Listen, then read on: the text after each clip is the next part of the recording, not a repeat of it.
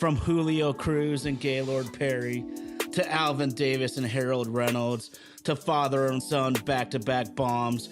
From Junior J, Joey, and Edgar with Randy, A-Rod, Dan, and the Sheriff to Ichiro Moyer and Mikey C to King Felix, Kyle Cruz, and Cano to the present with Julio, Gilbert, Kirby, and Cal. I don't believe it. It just continues. My, oh my, it's another sports podcast. My, oh my, our Mariners bounce back with a weekend sweep. There might be frozen envelopes again in the NBA. And Scotty Scheffler is leaving the competitors in the dust. My, oh my, it's another sports podcast. We got to give a huge shout out to our super producer, Indy, out there in Nashville, Tennessee, rocking the ones and twos. That's Vadim Podcast Services. Vadim Podcast Services. They bring this show to life. I want to give a huge shout out to all the homies in the live chat. You guys are always telling jokes, dropping knowledge. You bring an energy to the show that we truly appreciate. But of course, the best co-host a dude could ask for. He is cooler than the other side of the pillow. RG, what's going on, man? On the road doing shows, put my Mac down, Mississippi to Philly, Albuquerque to Chat-Town. Let's get to work, y'all. Let's do it, baby. Well, we got a very, very special guest today. He is one of the content creators for the Facebook page Romantic About Baseball. They also have come out with a podcast recently that's Romantic About Baseball. Nico, welcome to the show, and tell the people anything you want about your page and podcast here. All right, guys. Well, hey, first of all, thanks for having me on, man. It's really cool to be on with my fellow Mariners fans. I don't get this opportunity too often here, coming from the Northeast. I come from a different region with Red Sox and Yankees and Mets, and not too many Mariners fans out there. So it's a real treat to be able to talk some Mariners with some guys that actually, follow the team and cheer for the team. But yeah, so Romantic About Baseball. Our content creator is actually Jason Wood. He created the page about a year and a half ago, a little bit before the 2024 MLB season. And we just recently started a podcast after the first week of the baseball season, where we just kind of go over our weekly review of the baseball week that was, and just give our analysis on some of the action that happened. And a little bit about our Facebook page. It's more so geared towards some of the nostalgia of baseball, some of the history of baseball. We try to sort of merge the past with the present when it comes to the game that we love so much. We're trying to cover the game more now that we have more of a team together. We've got a group of guys, that consist of like 6, 7, 8 of us who, create daily content on the page. And we do, like I said, a weekly podcast, same thing as you guys on Sunday evenings, as well as some special content. We actually interviewed a couple baseball authors in the last couple weeks. So if any of your viewers are listening, definitely check out our RAB podcast. You can find us on iTunes, Apple, Spotify, and of course YouTube. But it's growing a lot. We've got about almost 55,000 followers on the page. We're building something really special, and I just appreciate the opportunity to come on with you guys and talk some baseball and help promote your show as well as mine. So just I'm pumped to talk some baseball with you guys and see what you guys think about our 25 Mariners and everything else that's going on in the league so far. Well, all right, man. Happy to hear that you guys are having success. Now, when you talk about nostalgia in the game and trying to bring it and relate it to the current, what are some of the current topics that you talk about with trying to bridge that gap with it? Because for us, we like to talk about Edgar a lot, especially since he still has involvement with the team. We talk about Dan Wilson and the reign that he had behind the dish for us. And of course, anything that really has to do with Mariner talks, we're talking about George himself, Ken Griffey Jr. So again, tell us some of the things that you've done to kind of bridge the gap for those of us who have been around since the mid 90s to some of us who may not have any recollection of the Kingdome at all? Yeah, so we try to do is we try to emulate some of the old school nostalgia regarding statistics and some of those classic, World Series games, and dating back to the 60s, 70s, 80s, and 90s and so forth.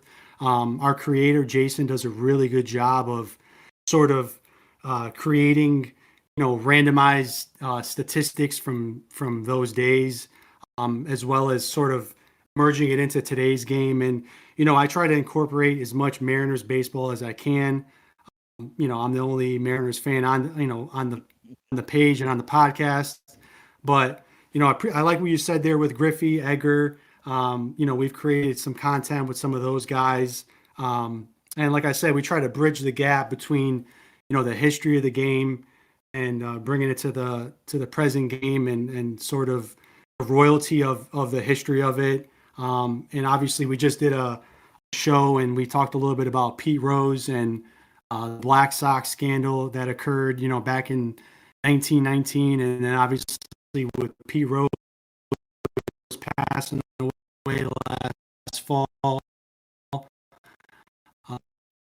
We talked about fame chances, and thought about that topic of a sensitive.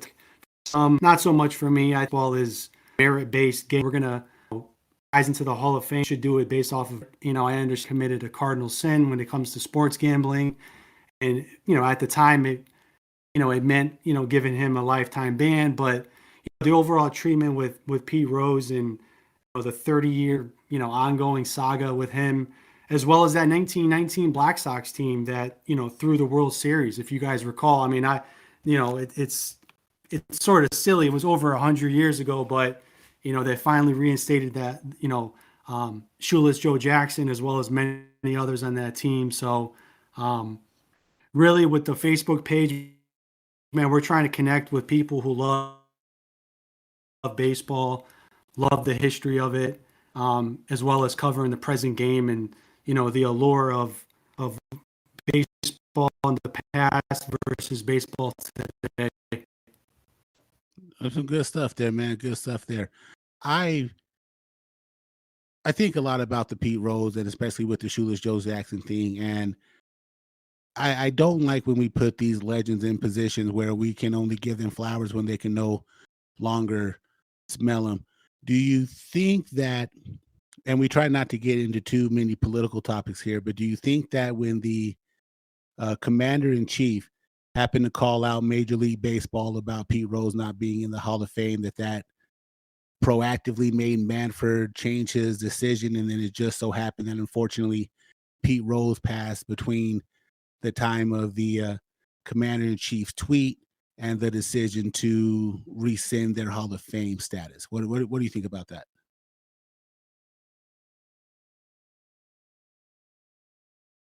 Good.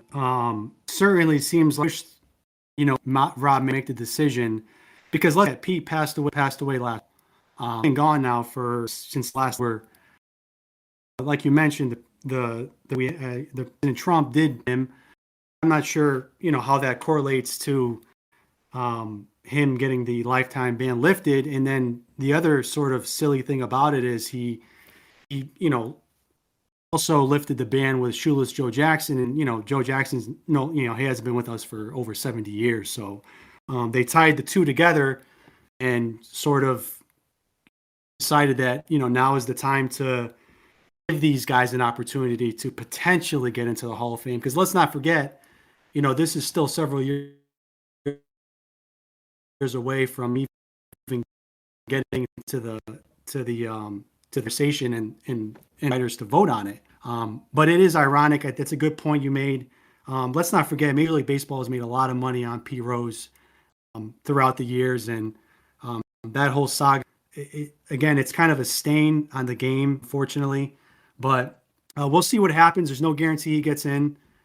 Personally, I like to see him get the opportunity to get in, or at least get the potential votes to see if he gets in or not.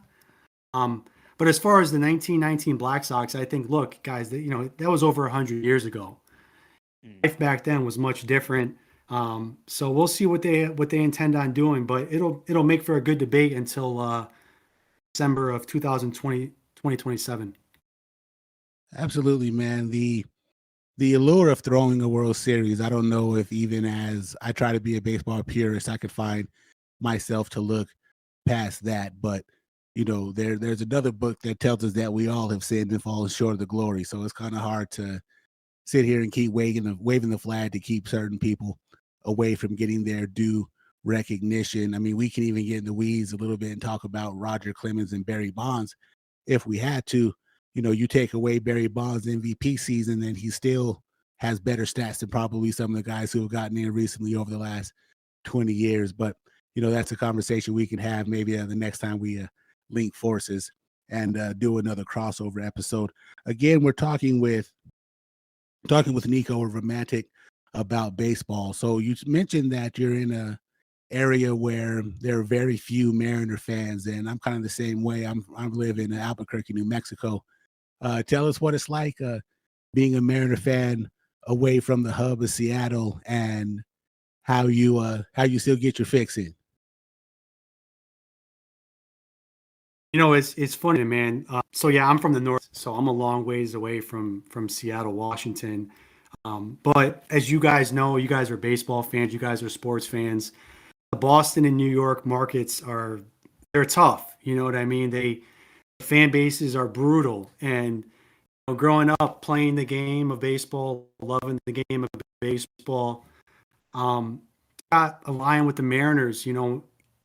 I really enjoyed. You mentioned Edgar Martinez. I love those '90s Mariners teams with Edgar Martinez, Joey Cora, Jay Buhner, all the way up to obviously Ken Griffey, Ichiro, King Trader Felix. Martinez. Don't forget Trader Martinez. Right, that's right. That's my name. But yeah, it's a love-hate with the Mariners because we're as fans, and you guys can speak to this even more than me. You guys are, you guys have more West Coast feel than I do. We love the team. We support the team through thick and thin, and they've left so much for us as fans because they just made the playoffs a couple of years ago after a significant drought, and it seems like every year the Mariners excite us and let us down. Again, I don't want to harp on that too much because I'm optimistic about the team this season and what we got going on in that rotation and some of the guys in that lineup. It's exciting, sitting here on May 18th, being in first place with Texas and Houston behind us. But we know it's a long season ahead of us, and I like I said, I love the team. I follow the team, and I grew up, enjoying the players, and I just been a Mariners fan since. And I'm just waiting for the day that we can make a little playoff run and bring some excitement in the city that really could use it. This area gets on fire when the Mariners are good. But I gotta say this, man. Jerry Dipoto is a lucky dude that he works in Seattle opposed to that New York, Boston type of media market, man, because these guys get it so easy from all of us compared to, like you were saying, the passion and anger at times that the Northeast fan can have. Yeah, so I'm not a huge Dipoto guy. I wasn't a big fan when he was in Anaheim. He's been known to be a big splash guy, right? I mean, you guys know that. He likes to make the headlines. He did it for many years, and now the Mariners have kind of been stagnant when it comes to free agent signings and making big moves. But he did build a hell of a rotation. I mean, if there's one thing we can lean on as Mariners fans is that they got a hell of a rotation, and some of those guys are on the shelf and they're still pitching well. But with the Mariners, it's the offense. It's the offense, man. They gotta figure out a way to acquire a bat or two to make up the difference with that, help that rotation. Because I don't know how long we can rely on Jorge Polanco, he's having a great year. I love it. I love watching him play. He's been around, in a long time. Watched him in Minnesota. But we need another bat. I mean, you guys know that. We need to supplement that offense. Cal, the big dumper, has been great. Obviously Julio Rodriguez, he's a star, man, but he's sort of not living up to that hype, maybe like we thought he would. He got paid that big contract.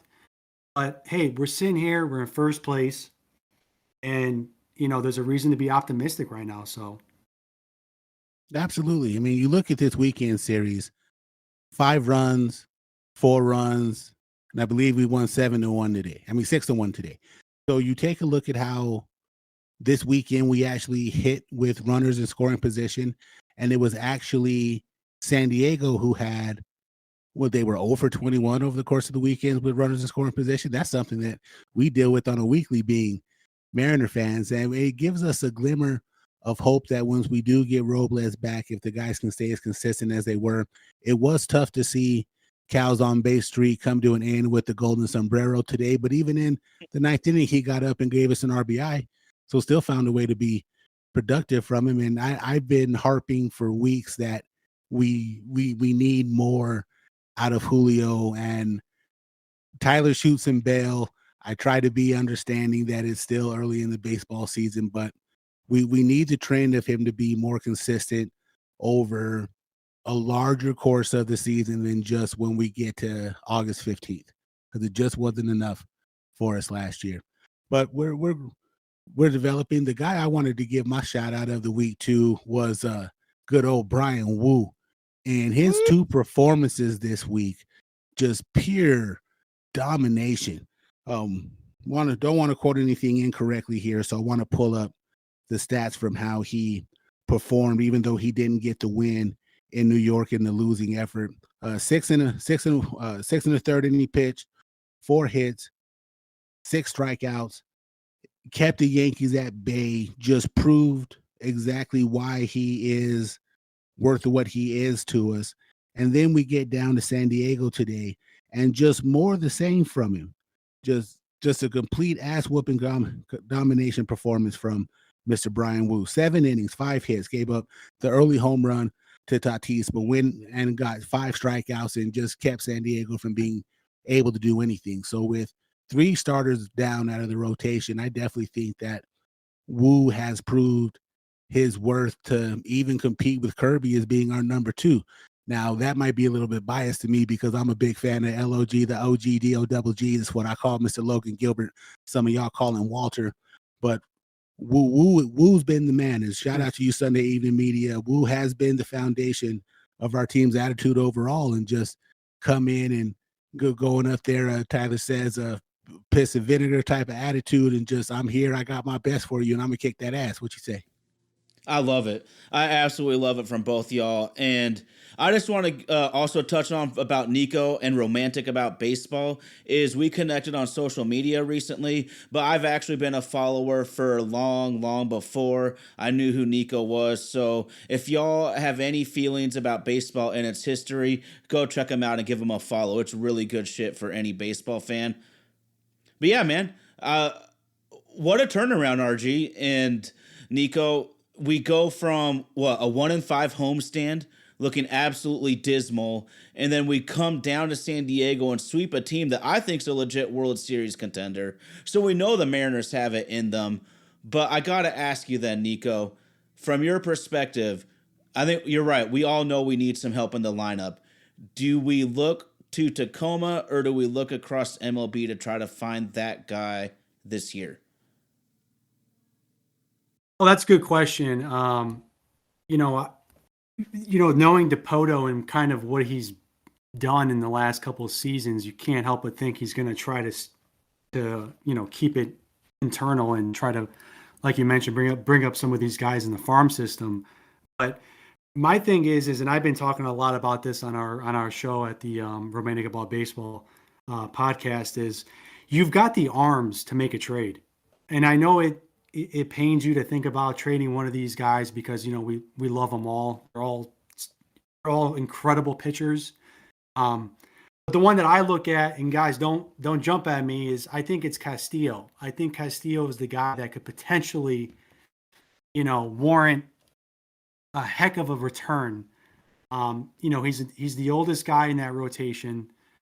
The contract, I'm again, don't quote me here. I don't know how many years left he's got on that contract, but he's sort of the guy I've been looking at since over the winter, that I think that could potentially be dealt. And again, like you mentioned, RG there, Brian Wu has been incredible. He's been incredible. I mean, in this series against the Padres, it's going to be one of those series where no matter how this season shakes out, we're going to look back and say, wow, we swept the Padres in May. Like you mentioned, the Padres are, they've been on a bit of a skid lately. We're not too sure what to expect with the Padres. They were very close to dethroning the Dodgers last season, and they pretty much have that same team and that dangerous team that they are. But it was a heck of a performance by the Mariners to rebound after that Yankee series that was really kind of, a messy series out of that one win that we were able to squander. So with the Mariners, man, I think they should flip an arm. I really do. And I think it makes all the sense.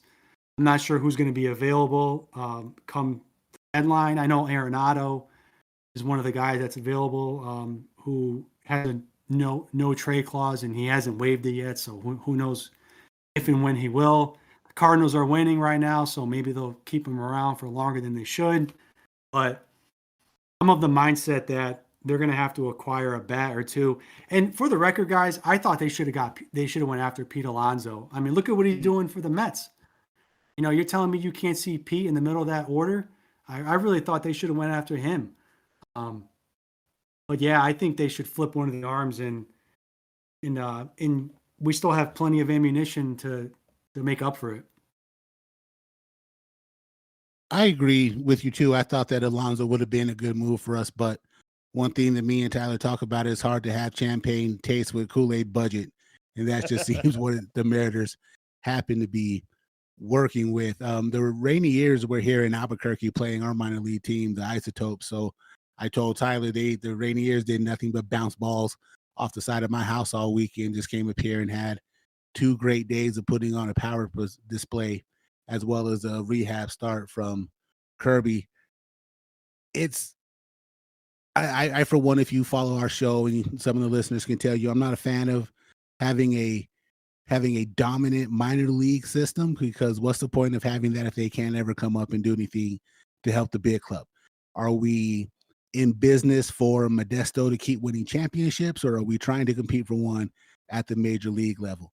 I think that there are some guys we could definitely bring up, and I'm okay with trading Castillo for. There wasn't a way we were going to be able to get the bat that we need and keep everything in our pitching staff and then some of those highly taught prospects. But there's, like we also say here too, there's a reason why those guys get paid millions of dollars a year to make those decisions. And I sit on this podcast and just talk shit about every decision that they make. So, hopefully we can find the balance in that and get something done, just so we don't completely squander this window that obviously Jerry and the front office had worked so hard to build to really end up with only one playoff appearance out of it. Let me throw the mic back to Ty. So I got a question for you, Nico, because Tyson Baxter, one of our homies from the live chat, he's always been telling us that he thinks that the Orioles, who are obviously riding the struggle bus hard right now, firing their manager already, but he's been saying that the Mariners and the Orioles need to make a pitcher for hitting type of trade. Do you see that as any possibility with any dudes on Baltimore? And I also want to ask you, just take away any sort of, is this guy going to be available or not? Is there any couple of dudes in the league that you would want the Mariners to target before the trade deadline that you think could help this squad try to make a real playoff push this year? That's a good question with the Orioles. Obviously, the Orioles are a mess. I would have never imagined that they be sitting here, mid to late May, 15 games under 500. It's been rough in Baltimore. I actually was pretty high in that team coming into the season. But my question is, who would they really trade for? I mean, I don't know if there's anybody there that is enticing enough to let one of our arms go. I mean, is it, they're not trading Gunnar Henderson, they're not trading Adley Rushman. Is it Kauser? He's on the injured list right now. He hit, don't quote me, I believe, 24 or 25 home runs last season. But, it's not Cedric Mullins because he plays center field. We have a center fielder. It's probably not O'Neill. They just signed O'Neill to a contract. So I'm not sure that Baltimore is probably the best trade partner. I look at the Cardinals as a potential trade partner because that those guys are definitely selling at the deadline, or at least that's the impression that they've been given us. They're sort of a team in transition. The GM's leaving at the end of the year. They've got a couple of veterans on that team that can be dealt. So I'm not too sure with Baltimore. I like the idea with the Cardinals. I can't help but think about Jason Dominguez and the Yankees, but I don't think Cashman will let him go unless you're going to get, somebody like a Paul Skeens back. But that's probably not going to happen. The Phillies are an interesting one. They team that they could move. Some of those Phillies could be on their way to free agents. That's Kyle Schwarber. Nick Cano could be on his way out. Alec, the guy that's been involved in a lot of trade rumors. So maybe there's a trade there for Alec Boehm, possibly. So there's definitely some trade partners out there throughout the landscape of the league. But they got to make a move, man. They really. My argument with the Mariners is this: they can have, say, the 15th best offense in baseball. With that rotation, you can't argue that's a playoff team. I mean, they're a playoff team right now as we stand, but if that offense could just be in that mid-range, we get some of these guys back off the injury list, I think we're a playoff team.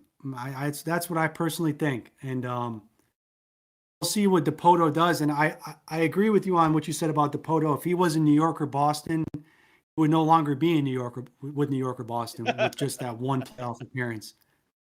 They wouldn't keep him there for that long. But you got to give him a little credit. I mean, he did break the drought. He was part of breaking the drought. We hadn't made the playoffs since 2001.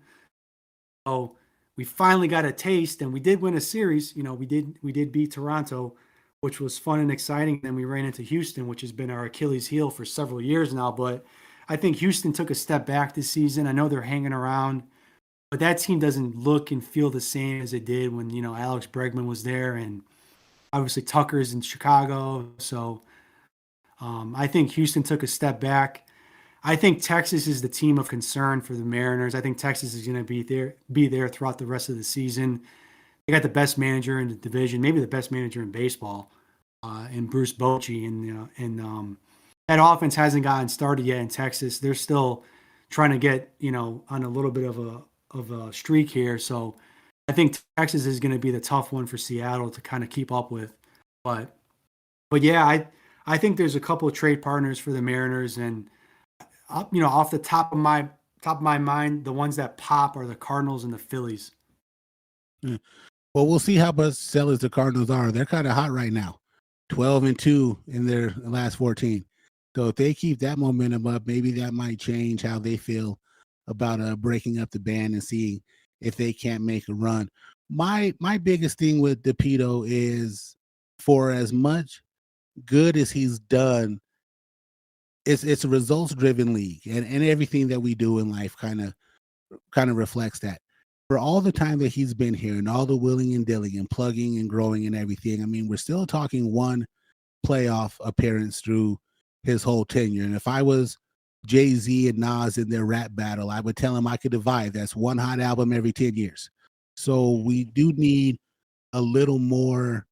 We need to be able to see more from it. And I joke with Tyler all the time that Mariners fans are victims of Stockholm syndrome, where we're falling in love with someone who's really abusing us, and we don't know the difference because it's really all that we know. But as the season continues to grow, man, we just hope for the best for these guys and that they can find a way to keep putting the solid at bats together, scoring more runs, not relying so much on the long ball and the analytics of trying to play for the 3-run home run constantly. And God, we need to get those 3 guys back healthy. Where the year can really only go as far as that pitching staff can hold us, because we know from history and how the Mariners have happened to perform, we're gonna hit a lull, we're gonna have a bad 7-game stretch, but we definitely need Kirby, Gilbert, and Miller to come back and do what they do to help dominate us. I got a question for you. Me not living in Seattle, I have my favorite Mariners moment and my least favorite Mariners moment. And I'll tell you what mine are if you share yours with me. So my favorite Mariner moment is obviously the clip of Griffey rounding third, getting dogpiled in the playoff game in the Kingdome. And probably my least favorite moment as a Mariner happens to be Game 6 of the 2001 ALCS. Just gripes me every time I think about it and look back at that game and look at the stats from it. Since you do a lot of reflecting on baseball past, and I know we're Mariner centric with the conversation, what are your favorite, most favorite and least favorite moment as a Mariner fan?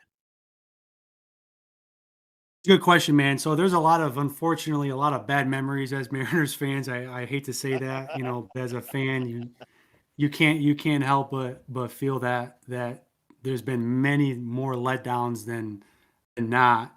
I'm a big King Felix fan. I think it's one of the saddest things that he was never able to pitch in a postseason game. It's like sort of the same unfortunate career that Mike Trout's having on the Angels. Obviously Trout's a little bit older now and he's not the player he used to be and he can't stay in the field. But getting back to your question, I think I got a couple moments, but sort of things I think about.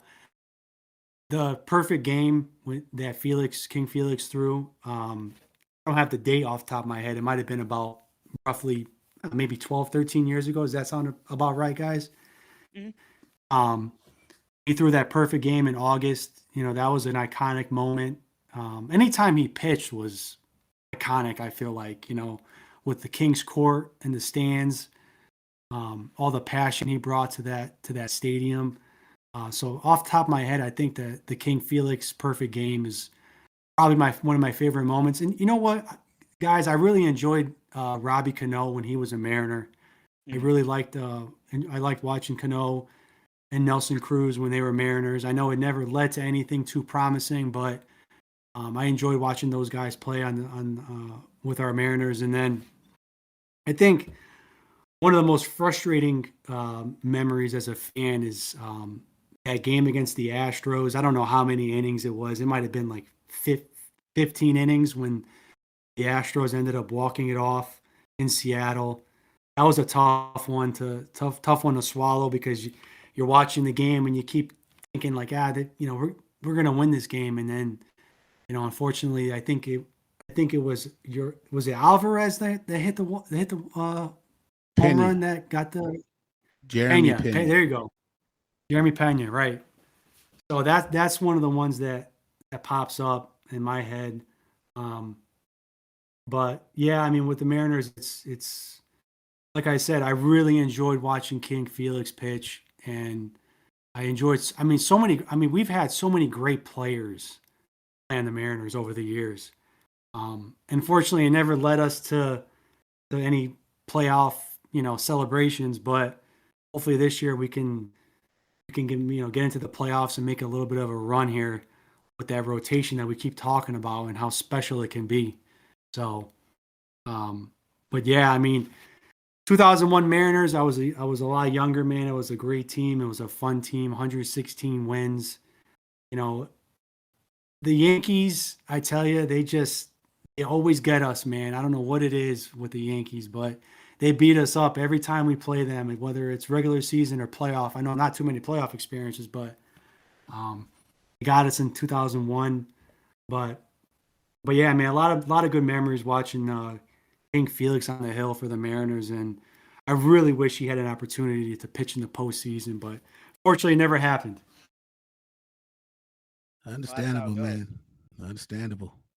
Me and Ty have an argument back and forth on whether or not we believe that Felix deserves to be in the Hall of Fame. Absolutely. I mean, he absolutely. I mean, look at his career.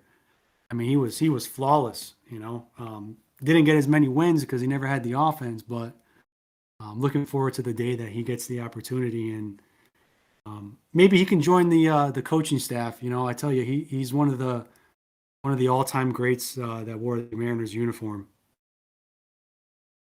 Yes, he is. Yes, he is. Shout out to King Felix and King's Court and all those good memories that he had. And you're absolutely right. It was August 16th of 2012 where King Felix Hernandez pitched his perfect game in what used to be Safeco Field. No doubt. I just want to add to that perfect game was emblematic of Felix's career because I distinctly remember it was a 1-0 win. And that was his general support. Dude's got to pitch a perfect game just to get a win. There's a couple questions in here from you from the live chat. And then we know that you've had a busy day, so we'll get a couple more questions in for you and let you get on about it. And we do appreciate you being with us. Tyson Baxter says that this is the guy who's a Baltimore fan. He says their whole fan base was screaming for arms, and they have already DFA'd their big arm signing that they have. So the pain in Baltimore just seems to continue. And Mariners lifers ask, could the M's target Royce Lewis at the deadline? Him and Williamson could be a great 1-2 punch at the hot corner. What are your thoughts about that? I don't think Minnesota's the hottest team in the American League right now. I don't think Royce Lewis is going anywhere. If you asked me that question a couple of weeks ago, I would say that maybe there's an opportunity for a trade. I don't know about Royce Lewis. He's on the younger side, so I think Minnesota would want to keep him. Maybe some of those other guys could have been on the bubble there when you're talking about maybe Byron Buxton, the guy that I thought could be on the trade block considering Minnesota 2 weeks ago, but keep winning, man. Minnesota's the hottest team in the American League right now, and it's sort of what we love about baseball, man. Every week is so different, and you just can't count any of these teams out. Same with the Cardinals. The Cardinals were a foregone conclusion and heading into the season, and they're playing competitive baseball. They're over 500. So, with the Orioles question, they need pitching bad. They don't have any pitching at all whatsoever, but their offense isn't contributing either. So I don't know if there's a match there with Baltimore. I think Baltimore, I don't know what's going on over there, man. Everything that could go wrong has gone wrong in Oriole land. But I think with the Orioles firing the manager, and they got one more win than the White Sox. Let that sink in. You know what I mean? They got 15 wins. Those losses are racking up, and just be happy that we're not Orioles fans today. But yeah, so I don't see Royce Lewis in a Mariners uniform anytime soon.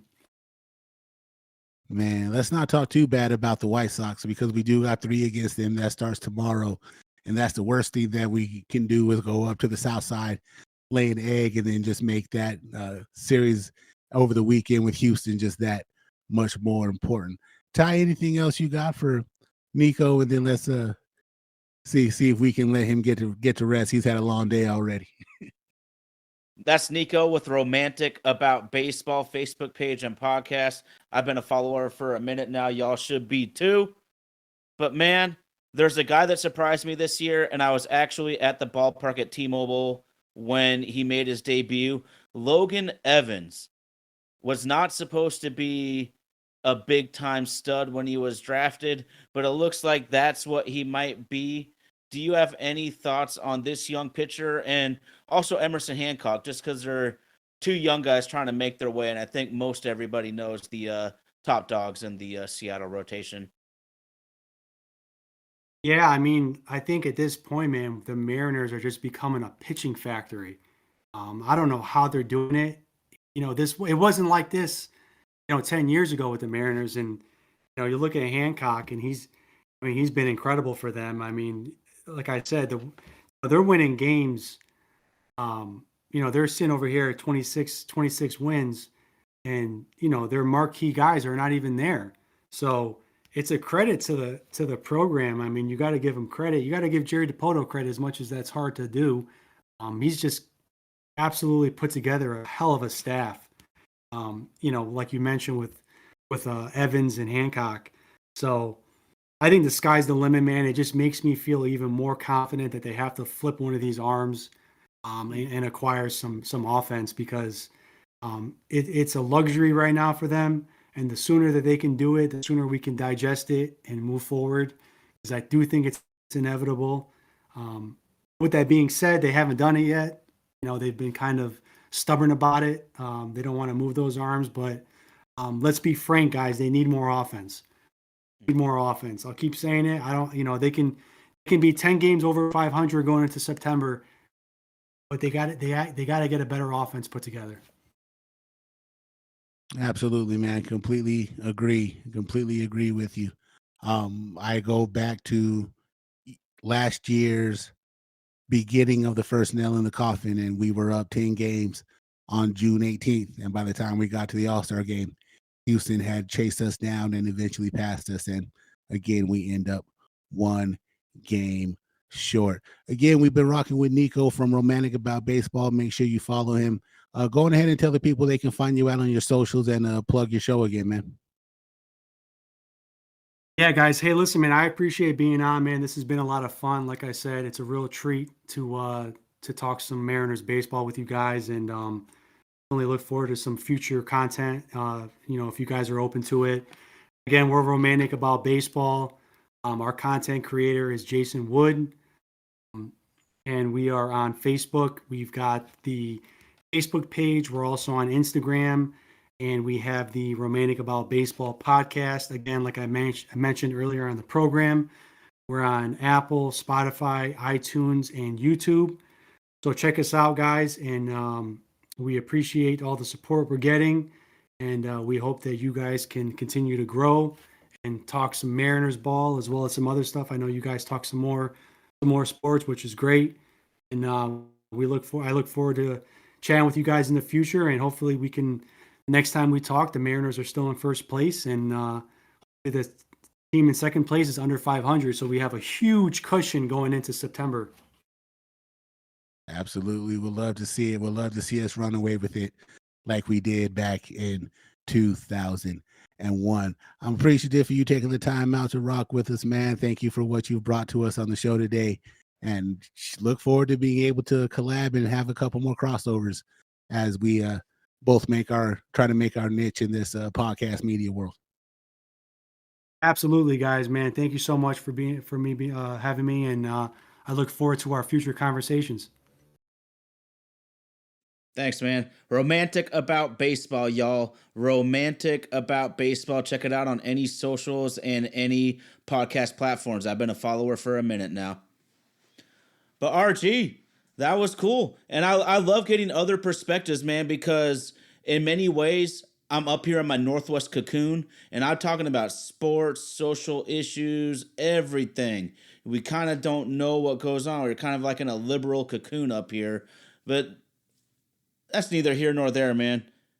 How about the Mariners, dude? I want to get your feedback, dude. It's been a bounce back week, man, because I was feeling like this team might be about to take a nosedive just a few days ago.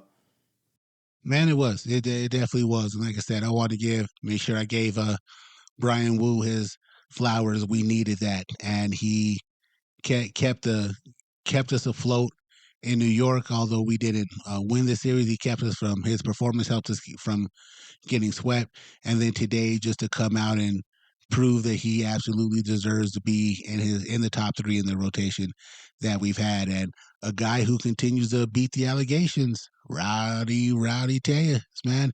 Just happy to have that guy's bat.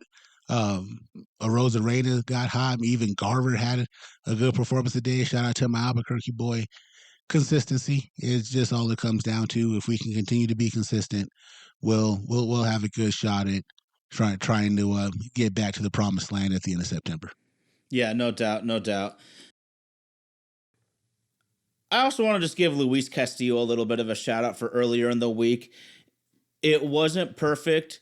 He was scattering hits and getting out of jams, but Castillo gave us a damn good chance to win the ball game in Game 2 versus the Yankees. The bullpen and the lineup let us down there, and he's got a big start coming up because you're right, man. You sleep on the White Sox, you can lose to anybody in baseball. I don't care how shitty they are. White Sox or even the Rockies. So you got to come in ready to win. So we need Castillo to righten the ship, though, man.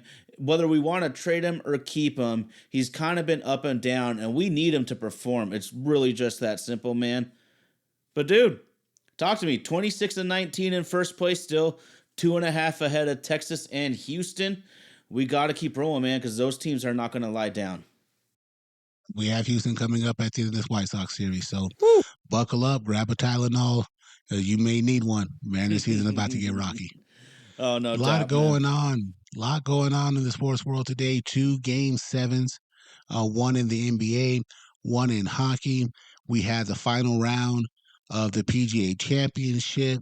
Just some quick thoughts of what you thought about the sports weekend and the excitement built into it. Well, I mean, we got to keep it real here. You know I'm hating outside the club, talking shit about everybody that's in it because OKC dismantled Denver, moving on to the Western Conference Finals. I'm a huge Sonics fan. I will always be a huge Sonics fan. You know that about me. That's why your OKC digs actually hurt a little bit. But that's a damn good team. I think Minnesota's for real, though, and I think Minnesota's going to shock some people and get it done. And one thing we see about the NBA over all these years, RG, is you almost always have to, as a young team, make it a couple times, take your lumps, and come back. So hopefully Minnesota's taken their lumps and come back, and OKC needs to learn that lesson. That's just what I'm hoping for, though. It'll be a good matchup. You got the guy who a lot of people think is the front runner for the MVP, and Shai Gilgeous-Alexander, and then the guy who a lot of people believe is the face of the league, and Anthony Edwards getting ready to go best of 7 for the right to play for the championship. I think it's going to be a fun, exciting series. I hope it goes 7, just so we can get to see these 2 young, high-power teams going at it the way that we deserve to be. The matchup in the East, though, is going to be a good old-fashioned heavyweight fight between the Knicks and the Pacers. And the Pacers got one over on the Knicks last year and beat them in 7 to advance to the Eastern Conference Finals. And now you have the Knicks coming back completely healthy. You have the Pacers healthy. Halliburton playing with a chip on his shoulder since he was called the league's most overrated player, and then banning his daddy from the arena. I love it, man. There's nothing more exciting than when a good legendary team like the Knicks and a legendary venue like Madison Square Garden is rocking on TV. You could feel the energy coming through that. Not to say that there's not a lot of people who support it, but unfortunately, whether you love it or hate it, there's nothing like a raucous New York crowd during a sport event. It's second to none, and we're gonna get to see that hopefully 4 times, and that series goes 7 as well too. Hockey right now, the Florida Panthers currently have a 3-0 lead over the Toronto Maple Leafs, but the Maple Leafs just scored a goal as I was updating you all on the score, bringing it to 3-1, 17 minutes left in that game for the right to move on to the Eastern Conference Finals in hockey to play the team who got rid of my Washington Capitals, the Carolina Hurricane. And we had some fun on the golf course today, even though we didn't get the full drama that the Masters gave us. Scheffler had a big lead. John Rahm fought back. And then what they call the Green Mile holes on that course just ate up the competition. And while it ate up the competition, Scottie Scheffler proved why right now he is the hottest golfer in the game. Did you get to catch any of that? Whew. Oh, you know I did, man. You know I did. And to top it off, it was pouring rain for most of the day here in Seattle. So I come back from the driving range, and I want to watch some NBA. I really want to watch some PGA, and I want to check in on my Mariners.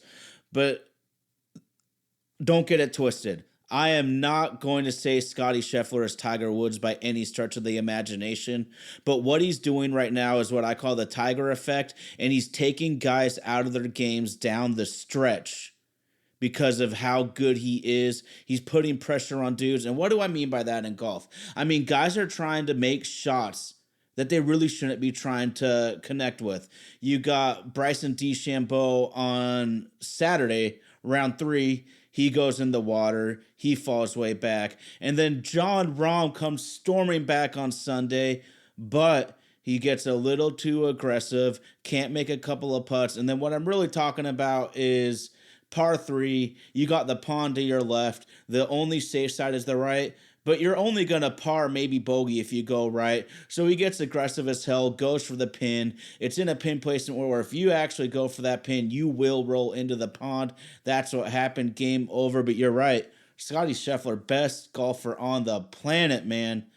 And there's been a lot of shit talking about Liv.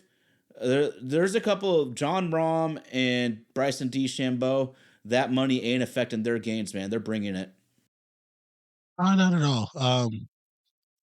I don't know if I could give Scheffler the honor of saying that he has the Tiger effect on people. I personally thought it was more the challenges that the course presented than them looking up at the leaderboard trying to find a way to catch him, because for all intents and purposes, I mean, Rahm did that. Rahm did what he had to do, and him playing, I thought he fell victim to the difficulty of the course instead of so much the difficulty of Scotty. But to give Scotty his due as well too, during those set of holes, the average was -2, and he played it going into the day at -8. So he was able to let skill overtake where these guys were pressing to not fall victim to like hole placements and things. And I thought it was brilliant them placing uh some of those holes where they did, placing it right on the crown where it had to be dead on or you were rolling. And they also saved a lot of people from letting the grass on the end of the fringe be long to keep a lot of people from going in the water. Because if that's in Augusta with that manicured field, splashdowns all day. But again, not to take away from anything that he's done in his greatness that he's shown over the last few years. He is the hot thing in golf right now. But if we're looking at it from his totality, he's tied with Jordan Spieth for the amount of majors that he's won. Yeah, no doubt. Still no has doubt. a long way to go. Still has a long way to go before he can even be as good as Phil Mickelson is. But it is good to see someone back out there who can almost play bully golf and give you guys something to give those guys something to chase at on a Sunday. It's makes for good TV either way. Yeah. No doubt. And we got to keep it real here. Scotty's performance the last year and a half to 2 years has been nothing short of incredible. But for him to actually sit at the table with Tiger, he needs 11 more majors and about 11 or 12 straight years as world number one. That's what that Tiger did. That shit is just unbelievable when you see how hard it is for guys to maintain this top dog status in the sport. 14 majors, over 82 wins. And Tiger still is number 2 to Jack Nicklaus. So it's tough, man. It's just real tough. Man, really appreciative to Nico for coming on and joining us today for this special crossover episode.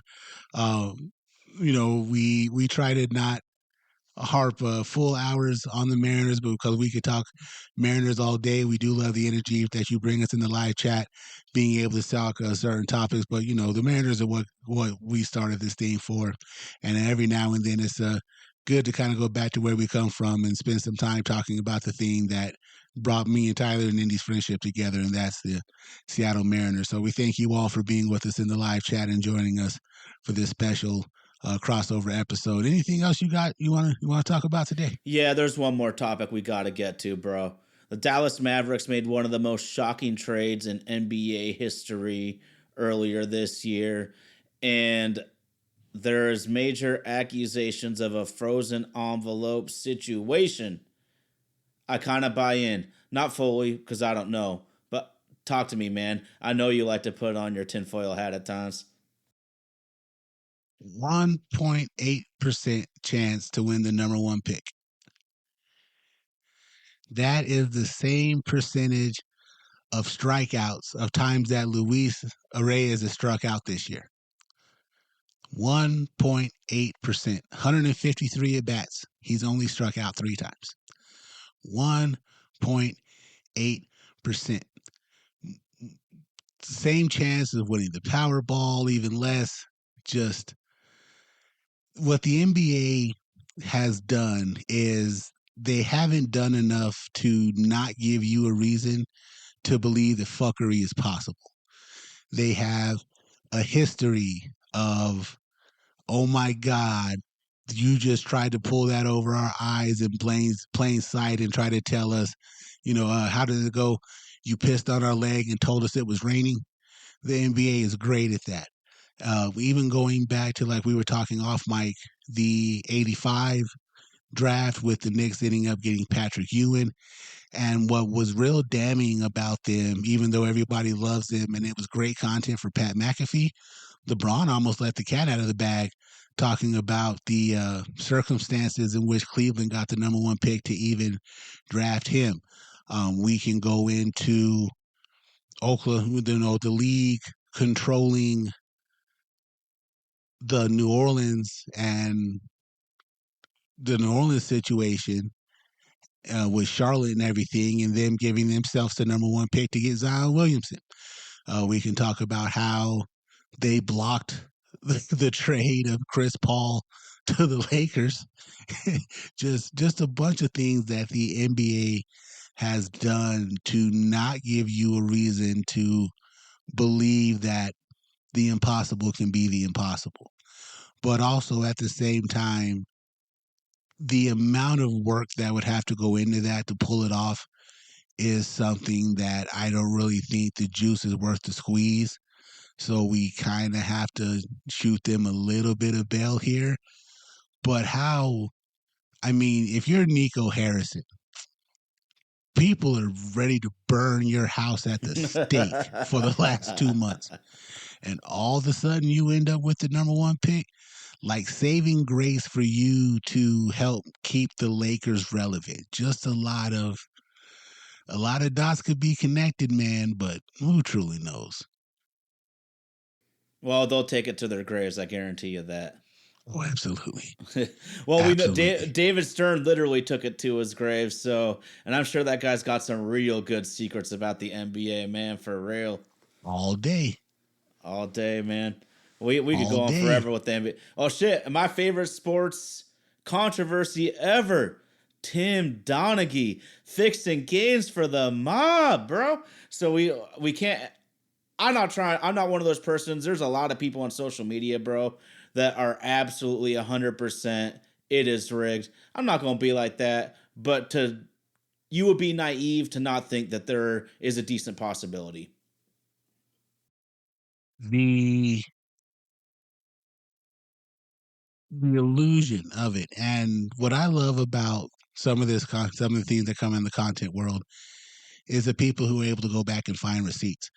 There's an interview where they sit down with Kobe and they asked him if the 2002 Western Conference Finals was rigged, and he says yes. He says it was rigged. He said he had to say yes to that because of the point where Tim Donaghy had his hand in some of the decisions that we're making. But rigging or not, the Kings still missed 23 free throws that allowed the Lakers to be able to come back in it. It's interesting. Well, my favorite one from the David Stern era is the 2 years that Michael Jordan had to take off. And it's a little insensitive because you do have to tie in him losing his father to it, but just the way that all of that just happened to come around.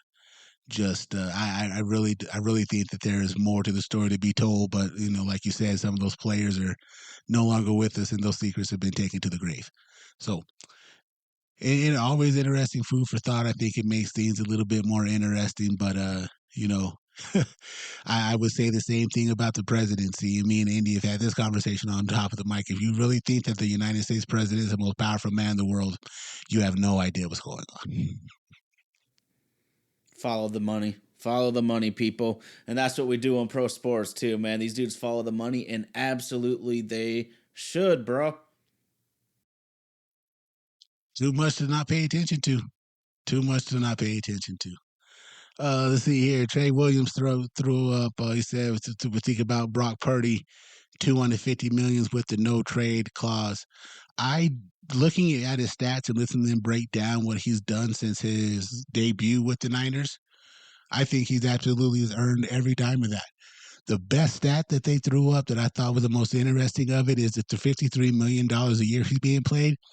If you added up all the players who have been drafted in the Mr. Irrelevant spot throughout the course of history, they've all made a total of $53 million. Oh, that's awesome. That's awesome. Go for him, man. Believe in yourself. Good, absolutely good for him, but believe in yourself. I still cheer for the advancement of the human spirit, even if you play for a team that I really don't like. Well, these guys are talking shit, man. Fans, yes. Hey, for all the San Francisco fans talking all that shit, I'm going to write you. Your shit talking got you no Super Bowls, and we did what you couldn't do and beat the shit out of Patrick Mahomes on national TV. Kiss my ass. You must like the Eagles or something. Shit, fly, Eagles, fly. Just a little bit. Seahawks are going to soar higher this year, dog. I just want to give one more shout out, dude. You called it before it came. The best catcher in baseball, Captain Clutch, Cal Raleigh, hitting .333 on the week. The dude just keeps getting better and better. And by analytics, by WAR, he's like a top 5, top 6 player in all of Major League Baseball, and I think he's worth even more than that to the Mariners. So let's fucking go, baby.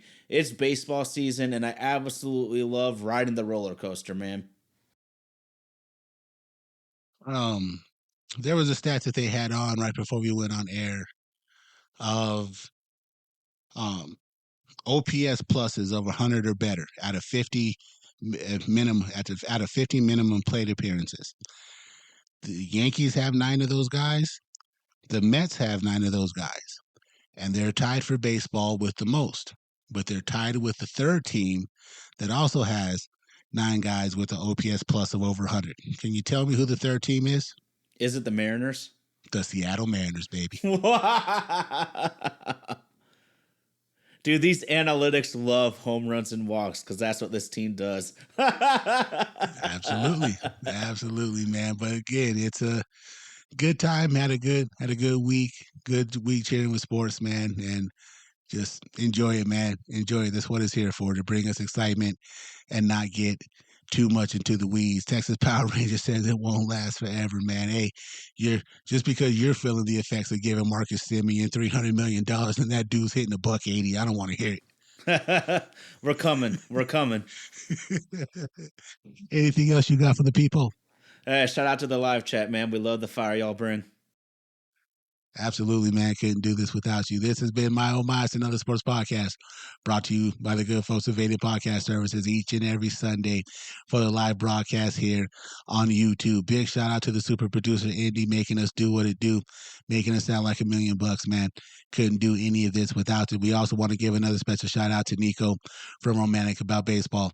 And thank you for joining us for your time today, Mr. Nico. Don't forget, if you can't join us on the live show here on YouTube, the recording of this podcast does come out Tuesdays, wherever you like to get your favorite podcast from. The big shout out to our social media director, Ms. Katie Matsumoto. Thank you for all you do, giving us that online presence and all the work that you put in to keep us relevant. Don't forget to follow us on our socials at My Oh My ASP. Follow us on YouTube, Facebook, TikTok, Twitch, Tinder, OnlyFans, so you can see a picture of Tyler's feet, because you know that's what he likes to do in his off time when he's not running routes with GPS. Making the impossible happen, dog. That's how you was able to afford that new house, but I ain't gonna tell nobody. Hey, man, we all gotta have a side hustle. We all gotta have that side hustle. I ain't gonna tell nobody else. Man, for those of you in the live chat, we appreciate you guys for always rocking with us and making it do what it do. Again, none of this can happen without you. That's the homie Ty Talks representing Little Lake Stevens, Washington. Big shout out to super producer Indy at the mothership in Nashville, Tennessee. I'm your boy RG, always repping the Cinco Cero Cinco, and we thank you for joining us each and every Sunday for another live episode of My Oh My. It's another sports podcast.